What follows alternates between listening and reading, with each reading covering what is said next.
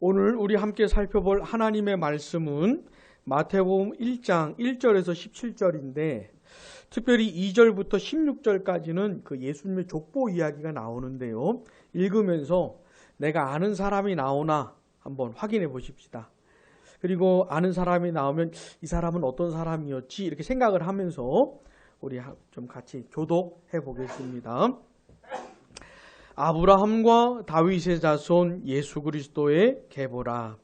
아브라함이 이삭을 낳고 이삭은 야곱을 낳고 야곱은 유다와 그의 형제들을 낳고 유다는 다말에게서 베레스와 세라를 낳고 베레스는 헤스론을 낳고 헤스론은 람을 낳고 람은 아미나답을 낳고 아미나답은 나손을 낳고 나손은 살몬을 낳고 살몬은 라합에게서 보아스를 낳고 보아스는 룻에게서 오벳을 낳고 오벳은 이새를 낳고 이새는 다윗 왕을 낳으니라. 다윗은 우리아의 아내에게서 솔로몬을 낳고 솔로몬은 르호보암을 낳고 르호보암은 아비야를 낳고 아비야는 아사를 낳고 아사는 여호사밧을 낳고 여호사밧은 요람을 낳고 요람은 우시야를 낳고 우시야는 요담을 낳고 요담은 아하스를 낳고 아하스는 히스기야를 낳고 히스기야는 므낫세를 낳고 므낫세는 아몬을 낳고 아몬은 요시야를 낳고 바벨론으로 사로잡혀 갈 때에 요시야는 여고냐와 그의 형제들을 낳으니라. 바벨론으로 사로잡혀 간 후에 여고냐는 스알데엘을 낳고 스알데엘은 스룹바벨을 낳고 스룹바벨은 아비웃을 낳고 아비웃은 엘리야김을 낳고 엘리야김은 아소르를 낳고 아소르는 사독을 낳고 사독은 아킴을 낳고 아킴은 엘리웃을 낳고 엘리웃은 엘르아살을 낳고 엘르아살은 마단을 낳고 마단은 야곱을 낳고 야곱은 마리아의 남편 요셉을 낳으니 마리아에게서 그리스도라 칭하는 예수가 나시니라.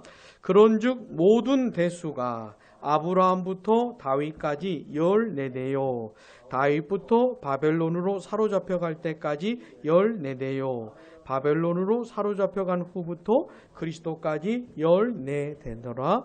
아멘. 마태복음은 이렇게 시작합니다.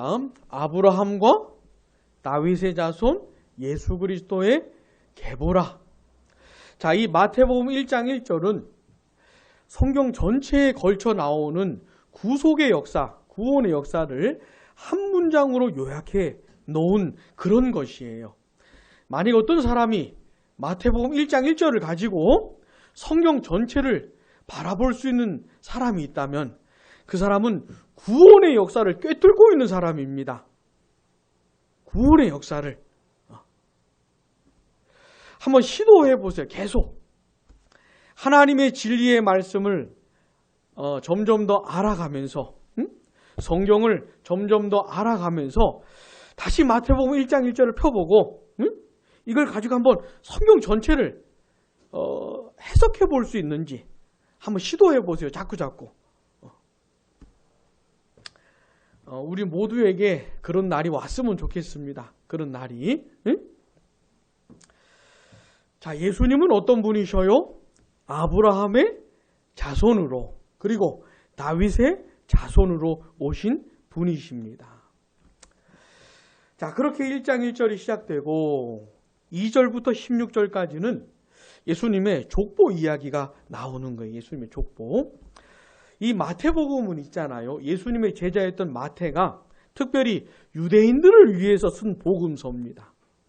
그러니까 유대인들은 구약 성경을 아는 사람들이잖아요.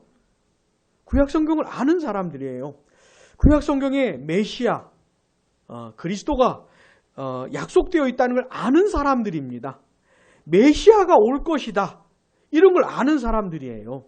그들에게 예수님이 바로 그 약속된 메시아야, 그리스도야 라는 것을 설명해 주는 게 이 마태복음이에요.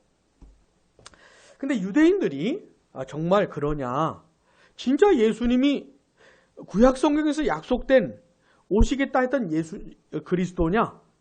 라는 사실이 납득이 되려면 몇 가지가 증명이 돼야 되는데 그 중에 하나가 뭐냐면 족보상으로 예수님이 족보상으로 다윗의 후손이어야 돼요. 이게 유대인들한테 굉장히 중요한 겁니다. 예수님이 다윗의 후손이냐? 그럼 족보부터 보자. 이러는 사람들이 유대인인 거예요. 그러니까 마태가 복음서를 쓰면서 족보부터 꺼내는 겁니다. 이게 유대인들한테 굉장히 중요한 거예요. 우리 같은 사람들한테는 이게 왜 누가 누구를 낳고 누가 누구를 낳고 맨 이런 얘기를 왜 초반부터 마태복음을 읽고 싶은 마음을 왜 꺾냐? 족보부터 꺼내면서 이런지 모르겠지만 유대인들한테는 굉장히 중요한 거예요. 족보가. 그래서 마태가 족보 얘기를 하면서 예수님이 누구신지를 설명해 주고 있는 겁니다. 자, 아브라함부터 예수님까지 총 42대에 걸친 족보를 말해요. 근데 그 42대에 걸친 족보를 3등분하고 있지요. 첫 번째는요, 아브라함부터 다윗까지. 두 번째 부분은요, 다윗부터 남유다가 멸망당해 바벨론으로 끌려갈 때까지. 세 번째는요, 끌려간 이후부터 예수님까지. 이렇게 3등분을 하는 거예요. 근데 이 3등분에 다윗이 중심적으로 표현이 되는 겁니다. 자, 아브라함부터 다윗까지는 드디어 다윗 왕가가 세워지는 그런 얘기죠. 아브라함부터 다윗까지 이어지면서 다윗으로 인해서 통해서 왕이 되어지는 다윗 왕국이 세워지는 그런 이야기죠. 그 다음에 두 번째는요, 다윗부터 바벨론으로 잡혀갈 때까지는 뭡니까? 다윗 왕국이 무너지는 이야기입니다. 다윗 왕국이 무너지는 이야기. 자, 세 번째는요, 끌려간 이후부터 예수님까지는 어떤 얘기입니까?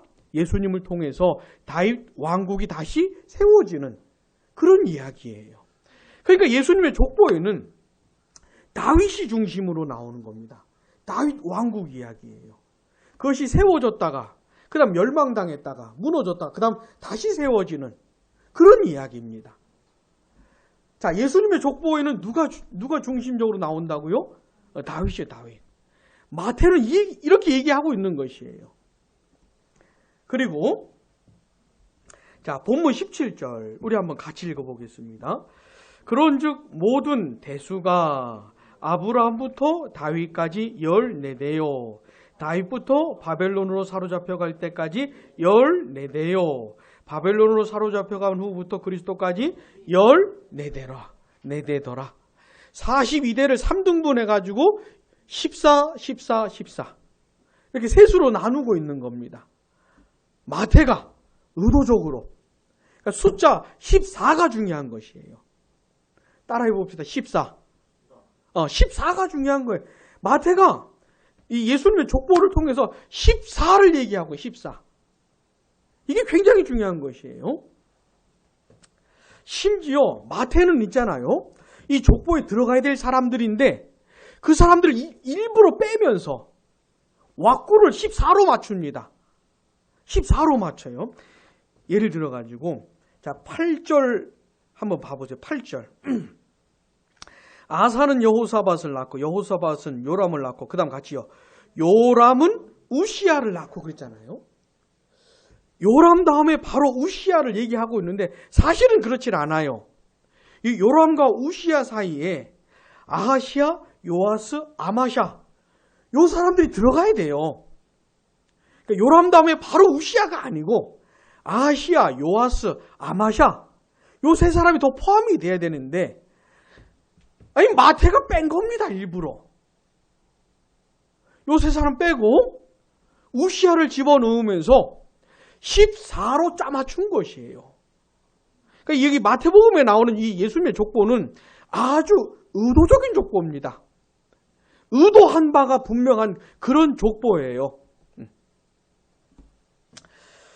자, 그럼 왜 그랬을까요? 마태가. 도대체 왜 14를 강조하고 있는 것일까? 왜? 42대를 3등분하면서 14. 왜 14를 강조하고 있는 것일까요? 이 14는 뭐냐면요.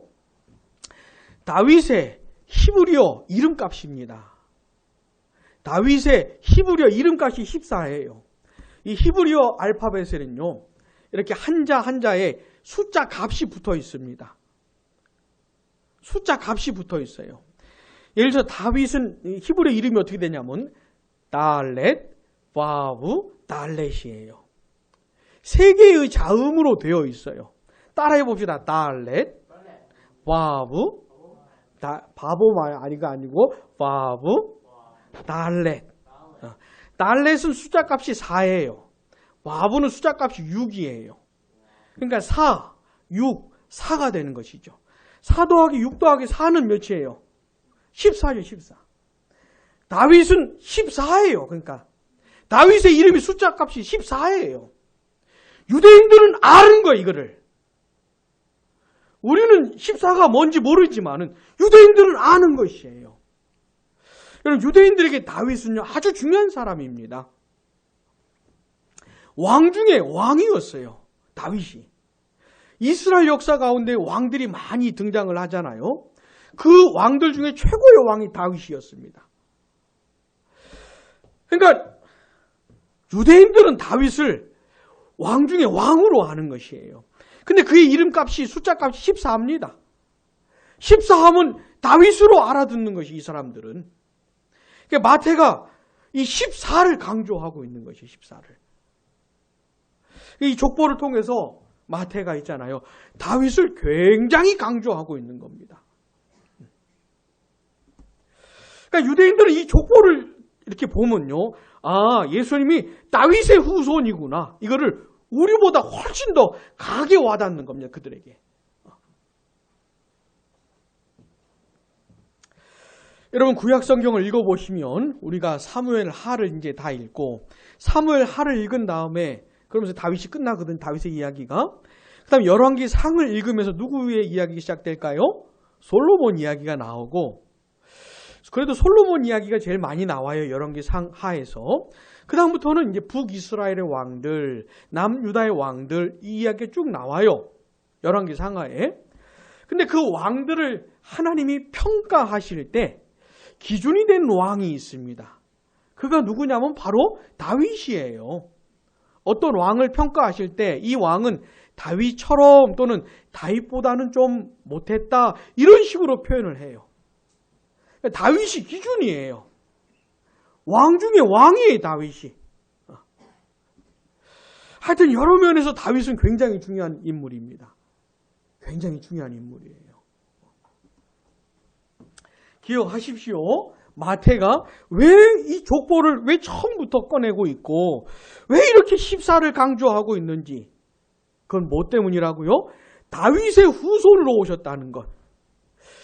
예수님이 왕 중에 왕이었던 다윗의 후손으로 오신 참된 왕으로 오신 분이시다 라는 걸 강조하고 있는 것이에요. 영원히 무너지지 않는 그 나라, 다윗의 왕국. 실제 역사 가운데 있었던 다윗의 왕국이 모형적으로 보여주는 다윗의 왕국, 참된 다윗으로 오신 그 예수님의 왕국 있잖아요. 영원히 무너지지 않는 예수님의 나라를 모형적으로 보여주는 게 다윗 왕국이거든요. 예수님이 세우실 다윗 왕국이 뭡니까? 완성될 하나님의 나라예요. 새 하늘과 새 땅이에요. 근데 새 하늘과 새 땅이 예수님이 이루실 그 왕국인데, 그걸 역사 속에 있었던 다윗 왕국이 이렇게 모형적으로 비추어 주는 겁니다. 자, 다윗 왕국은 부족해서 멸망당했지만 참된 다윗으로 오실, 다윗의 후손으로 오실 그 예수님 있잖아요. 진정한 왕 중에 왕으로 오실 그 예수님이 세우실 그 나라는 영원 무궁한 것이거든요. 이걸 비추어 주는 겁니다. 그러니까 이 족보를 통해서 우리에게 말해주는 게 뭐냐면 예수님이 그 참된 다윗으로 오신 분이시다. 무너지지 않을 그 다윗의 나라, 그 새하늘과 새 땅, 예수님의 왕국, 예수님의 나라를 세우시려고, 이루시려고 예수님이 오신 왕이시다. 이걸 강하게 말을 해주고 있는 것이에요. 사랑하는 여러분, 우리가 믿는 예수님은 어떤 분이십니까? 이 땅에 영원 무궁한 나라를 세우기 위해서 오신 왕이셔요. 영원히 무너지지 않는 그 나라를 세우러 오실 왕이십니다. 여러분, 얼마 전에 지난주입니까? 몇 됐지요. 비가 많이 와가지고 비 피해를 당한 이야기 뉴스에서 봤지요. 우리 친구들도. 비가 쏟아지고 그 쏟아지는 비를 감당할 수 있는 그런 조건이 안 돼가지고 저기 강남역 같은데 비 피해가 얼마나 심했습니까? 무시무시하잖아요. 무시무시하죠. 앞으로 그런 기후가 변하면서 그런 일들이 계속될 거래요. 몇 년 만에 있었던 그런 사건인데 이제는 몇 년 만이 아니고 그냥 이제 자주 발생할 그런 일들이래요. 그러니까 얼마나 위태롭습니까? 얼마나 위태롭습니까? 우리가 살아가는 세상은 그런 세상이에요. 위태한 세상입니다. 어제 제가 가족 모임이 있어가지고 갔다 오다가 교통사고를 당했어요. 큰 사고는 아닌데 이게 운전을 하다 보면 있잖아요. 정면만 보는 게 아니고 양옆도 보고 뒤도 보면서 운전을 하니까 사고 나는 게 좀 예상이 될 때가 있어요. 그리고 너무 가까이 붙으면 딴 길로 가고 누가 조는 것 같으면 저쪽으로 가고 이렇게 조심할 수가 있잖아요. 근데 어제 상황은 그런 상황이 아니고 멈춰 있는데 그냥 들이받은 거예요. 뒤에서 차가 와가지고. 그러니까 그 사고를 당한 이후에 이게 당황스러움이 사라지질 않아. 지금도 좀 당황스러운 마음이 지금도 남아 있어요. 좀 예상을 하고 사고를 당하면은 근데 그런 게 아니어가지고. 그리고 생각해 보면 이게 사고 날 지점이 아닌데. 그러니까 이게 이런 게 인생이구나. 이거 내가 전혀 예상하지도 못했고 내가 원했던 바도 아닌데 그냥 가버릴 수가 있겠구나. 훅 그냥 가버릴 수 있겠구나. 이런 게 인생이구나. 여러 가지 든 생각들 중에 하나가 그런 거였거든요. 여러분, 우리가 살아가는 세상은 그런 세상입니다. 한 방에 훅 가버릴 수 있는 게 우리가 살아가는 인생이고 이런 세상이에요. 무너졌도다. 큰 성 바벨론이요. 근데 이게 순식간에 무너지는 거예요. 순식간에 요한계시록을 보면. 순식간에. 한 방에 무너지는 걸로 표현이 돼요. 근데 예수님은 어떤 분이셔요? 영원한 나라. 영원히 무너지지 않는 나라. 영원히 안전하고 견고한 그런 나라를 세우러 오신 왕 중에 왕이셔요. 왕 중에 왕이시에요.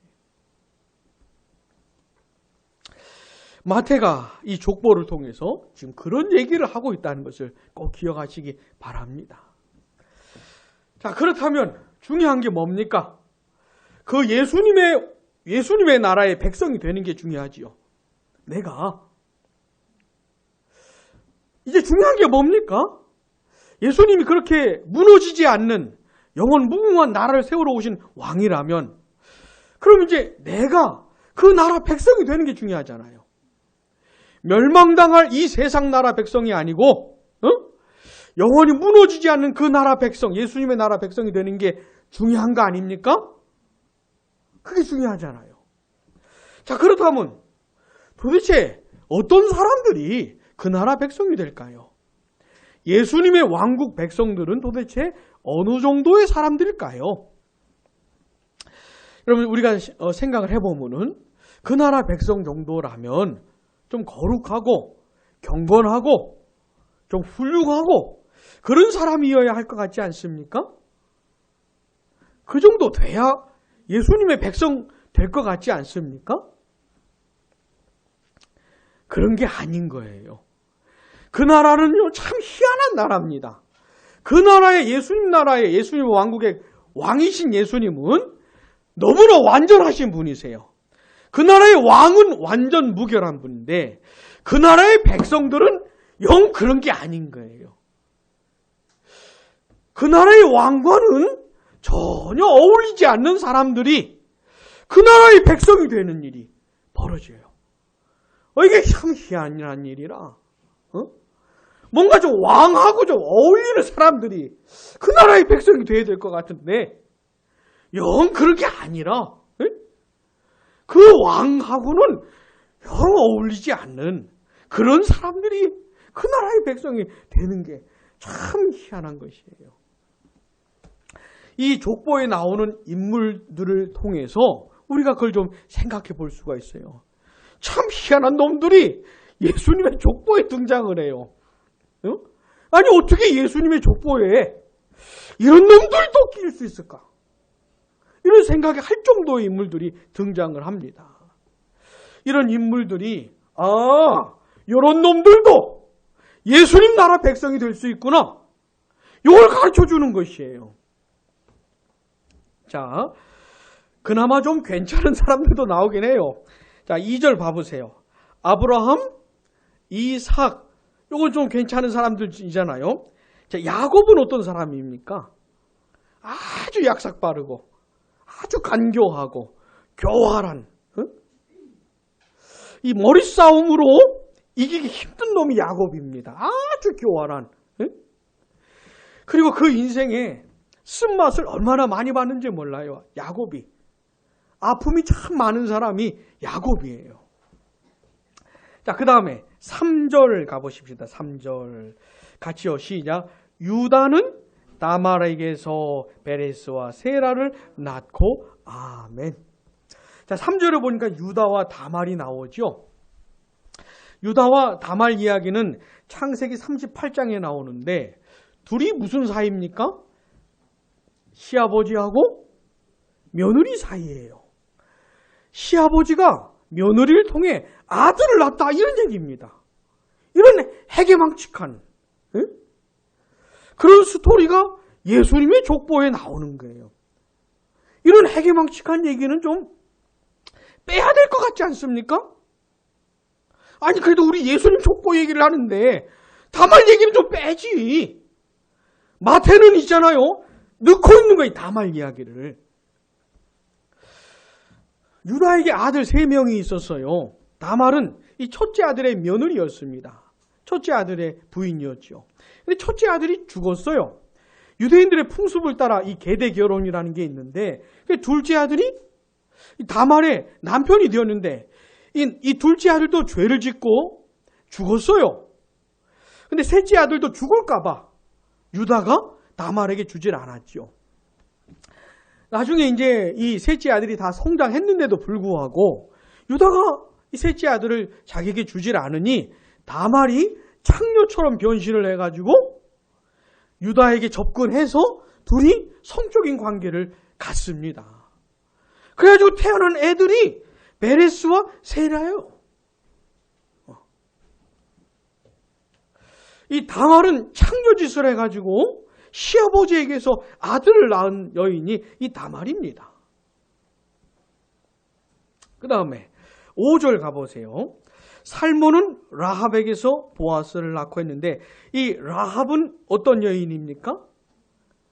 이 라합 이야기가 어디에 나옵니까? 여호수아? 네. 우리가 구약 성경을 읽어야 되는 이유가 뭐냐면 예수님의 족보를 알아야 되기 때문에 그래. 구약 성경에 나오는 인물들 중에 예수님의 족보에 등장하는 인물들이 있어요. 자, 이 라합은 여호수아 2장에 등장을 하는데 어떤 여인입니까? 이 여인은 진짜 창녀라. 이 여자는 진짜 창녀예요. 그러니까 부정한 여인이었죠. 그리고 이방 여인이었어요. 가나안 민족이었어요. 이스라엘 사람이 아니고. 이런 부정한 여인이 예수님의 족보에 등장을 하고 있어요.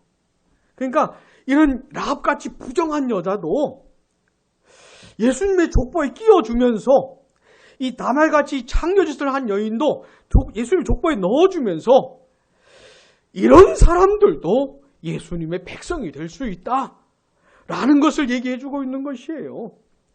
라합같이 이방인들도 정통 피가 유대인의 피가 아닌데 이런 이방인들도 예수님 나라 백성이 될 수 있다.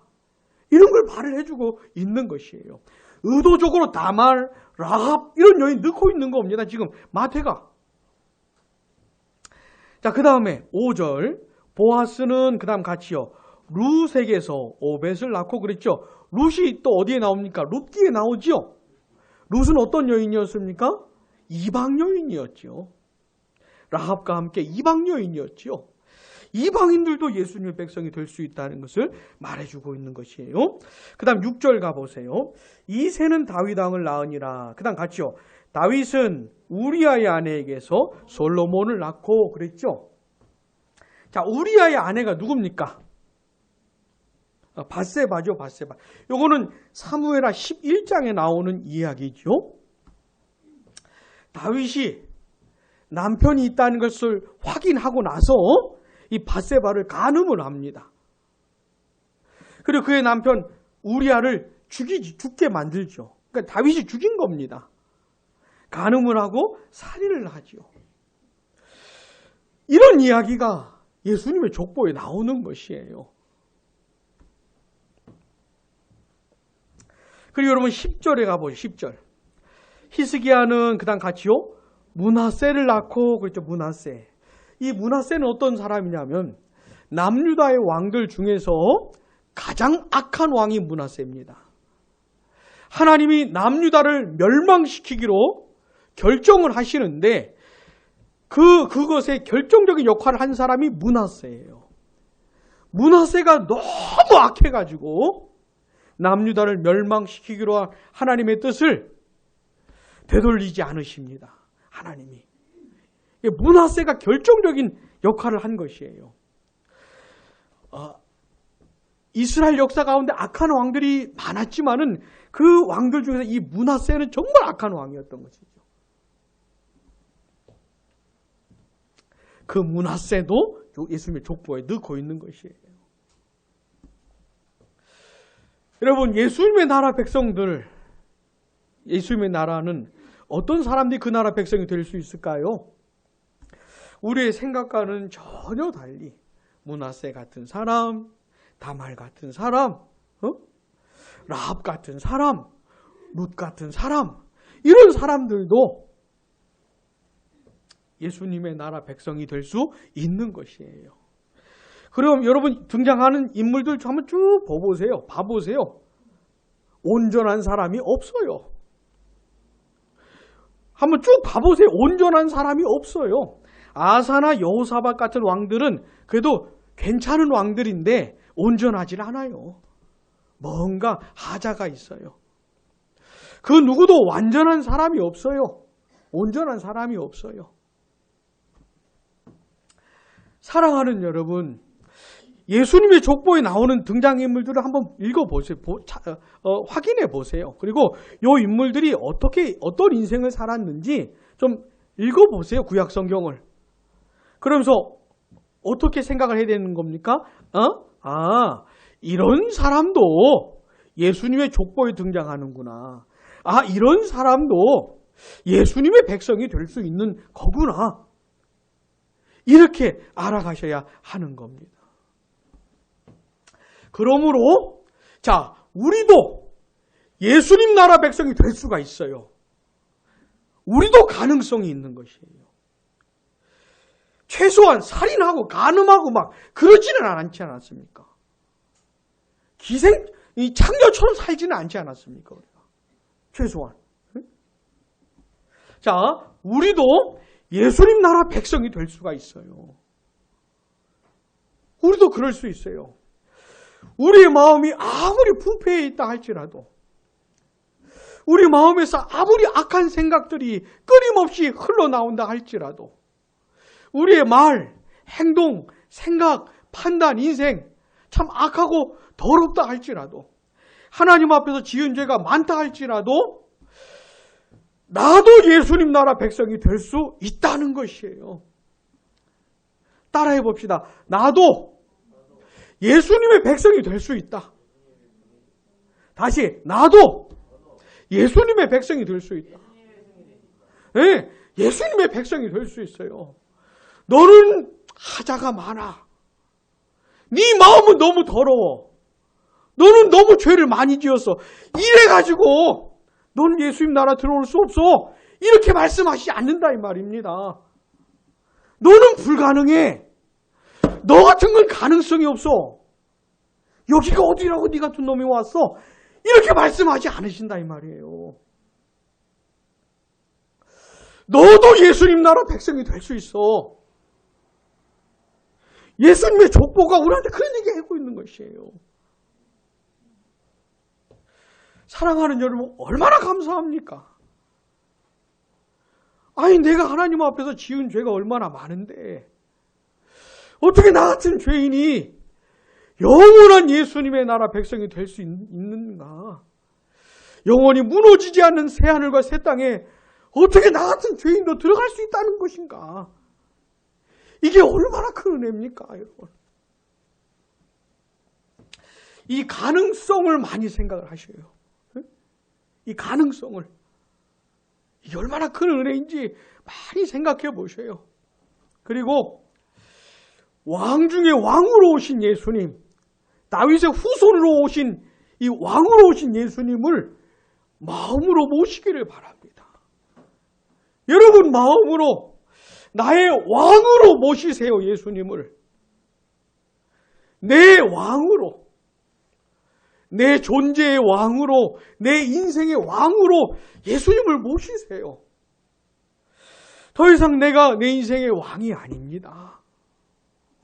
나는 더 이상 내 마음대로 안 살겠습니다. 예수님 나의 왕이 되어주세요. 왕으로 날 다스려 주세요.